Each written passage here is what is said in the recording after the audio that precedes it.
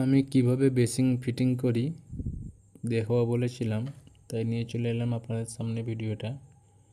তো দেখুন কীরমভাবে আমরা বেসিংটা বসাই। ভিডিও শেষের দিকে বলবো এই বেসিংটা কিসের জন্য তৈরি হচ্ছে। এরকম বেসিং যদি বাড়িতে বানাতে চাও তো আমার সঙ্গে যোগাযোগ করবেন, কমেন্টে জানাবেন। এখানে অ্যারোরয়েড গুলে চারদিকে মারা হবে। অ্যারোরয়েড মারা হয়ে গেলে বেসিংটা এর উপরে চাপানো হবে। ফাইনাল লুকটা দেখবেন কীরকম হয়েছে, লাস্ট পর্যন্ত ভিডিওটা দেখুন। বেসিংটা বসানো হয়ে গিয়েছে লেবেল করে। এবারে ফিনিশিংটা দেখুন কীরকম হয়েছে। এই বেসিংটা কিসের জন্য রেডি হয়েছে? এই বেসিংটা রেডি হয়েছে মুখ ধোয়ার জন্য। 2 ইঞ্চি করে হোল হবে। হোল হয়ে গেলে চীনামাটির বেসিং কিনতে পাওয়া যায়, ওপর থেকে বসে যাবে, দেখতে খুব সুন্দর লাগবে।